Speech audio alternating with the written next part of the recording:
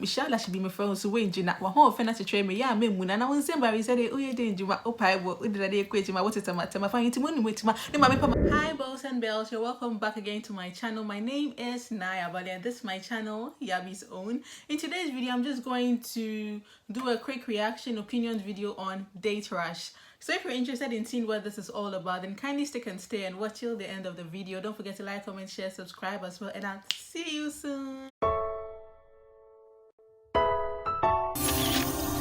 So as I already mentioned, I'm reacting to Date Rush. So Date Rush is a Ghanaian dating show, and I started watching it last year. I bumped on one of the episodes on YouTube and I loved it so much.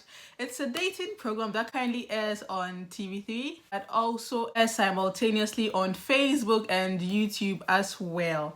So it's generally a dating show where people find love. Actually, the slogan for the show is everybody deserves love. Indeed, everybody deserves love. So they have a group of 10 females. Most of the time it's females, although there's been occasions in the past seasons where it's 10 males. But usually it's 10 people, so 10 males, and then there are about 2 people who are brought on the show to share their profile with the 10 males or 10 females. So if it's 10 males, then it's 2 females who come and then they share their profile, what they're looking for and everything to the males. But if it's 10 females, then it's 2 males who come onto the show and then they share what they are looking for to the males. So usually the program starts by the contestants, should I call them contestants, or the looking for lovers? Or the people who are looking for love. They come in pairs because it's 10 people, so 2 pairs each. They dance to the front of the stage and then they dance back to their location behind the, is it a podium or whatever you can call it? So they do that, and then the program starts with the host introducing them and then asking them what they are looking for in the program, and then they tell us all that they're looking for.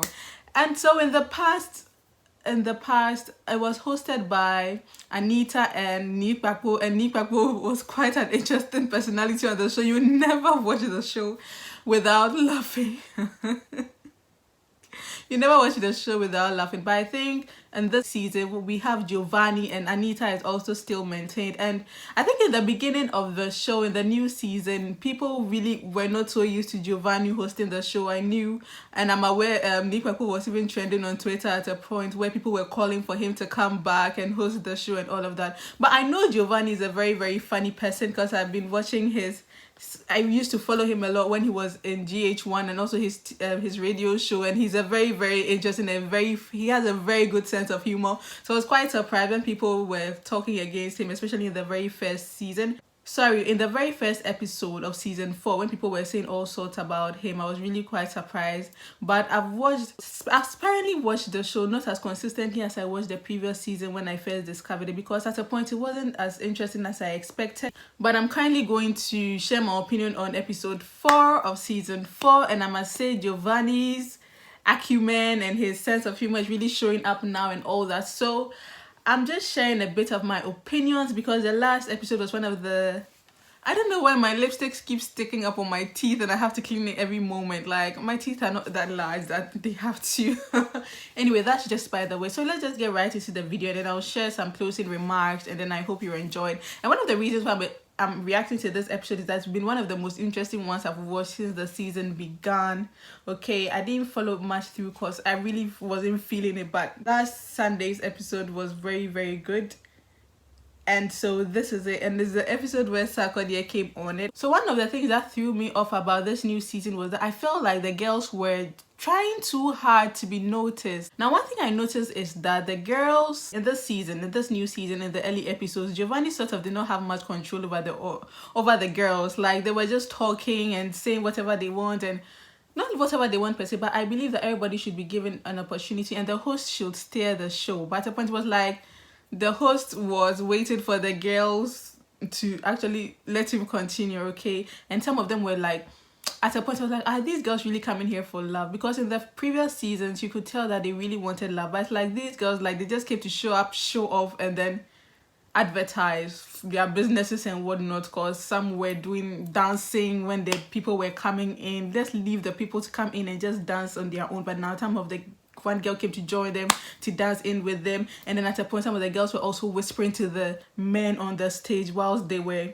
dancing and hugging them. I was like, nah, that's not how it's done. Like, it's not so much control on the stage, because it's supposed to be neutral. Okay, so just imagine the guy comes on stage and then he's judging everybody based on the same criteria, then you just come out of nowhere and then hug him and whisper nothing into his ears. It's just going to throw off the whole conversation. I think everybody should be given equal opportunities and all of that. Also, in this episode, I'm going to talk about the first guy actually had all his rashes turned off. I actually think he was a cool guy, but actually judged him solely based on his video, and then they were like, his bestie didn't really do a good job and they are not confident about him, so his rash was turned off. But the highlight of the show was the second person who came to the show, and he actually looked like SARKODIE. He looked so much like SARKODIE. I don't know, SARKODIE, sir. He really looks like SARKODIE. That's the looks. Everyone who sees me will, for the first time, will say this is SARKODIE, but like his outfit, his shades, and really he looked so much like SARKODIE, except when he stood up, and then I realized he was more heavily built than SARKODIE and a bit shorter than SARKODIE.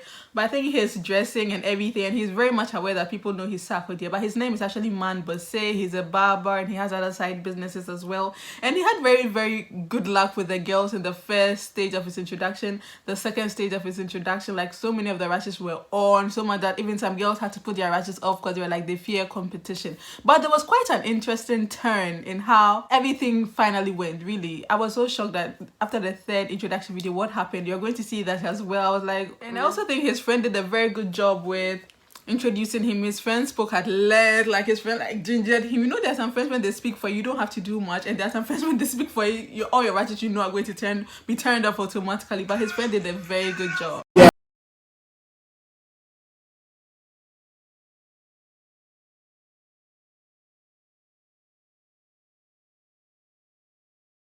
So after his first introduction video and all that, 2 of the rashes turned off.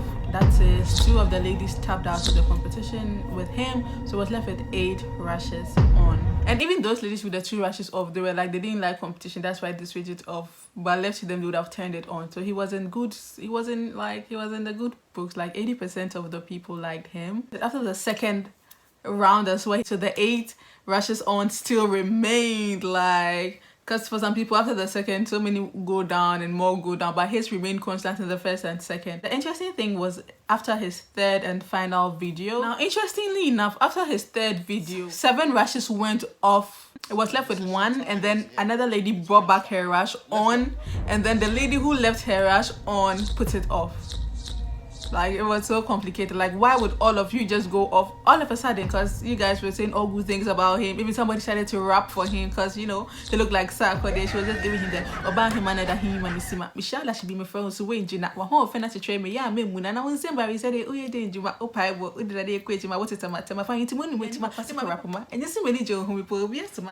About a young conquest and pipe perfume rice when it's my book and when it been to my own in the water when you put up. As I say, we are the Viaman Amorania, Mamma Paki, we are Musania Matafia. As I don't be a second in the horse, I come on to find me the Bianca. What?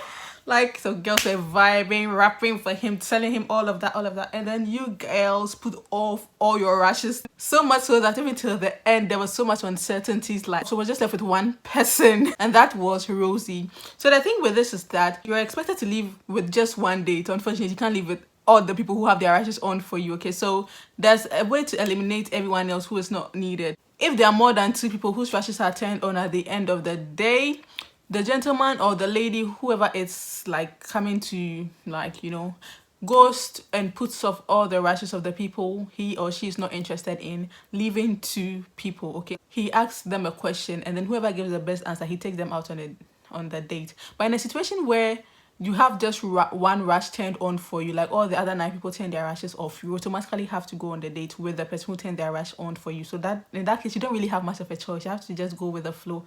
So I think this will happen in the situation of Man Bose, aka SARKODIE, aka Wofase. He ended up being chosen by Rosie, really, because she was the only one with the date on at the end of the competition. And I pretty much think it's a very nice combination, because Rosie is a beautiful girl. She's well spoken, she looks very nice. I'm very happy for their combination. I hope it works out. We're going to see how it went on the next episode of Date Trash. We'll see how the date goes and what they think of each other. So yeah, that's just something we're looking out for, and hopefully it's something which is nice. So without further ado, this is how the episode went, and I believe I'm going to see more improvement in the subsequent episodes. It's going to get more interesting and as interesting as we used to know it in the previous seasons. And also it's very interesting and nice when you're watching it live online, like you get to read people's comments, because I really enjoy the comment section when I'm watching the videos, and sometimes I have a very good laugh, you know, and people watch it a lot. Sometimes it gets up to 10,000 views and counting on Facebook, on YouTube, not to talk of people who are watching it directly on TV who cannot be numbered. So guys, this is basically a brief summary of Date Rush. I hope this video gets enough views, and if I see people are really interacting with the videos, I may make it a constant thing on, or a review of previous Date Rush episodes. In the meantime, I hope you enjoyed it. I hope you liked it. Kindly like, comment, share, subscribe to this channel. As always, my name is Yabi's Own, and I hope to see you in my next video.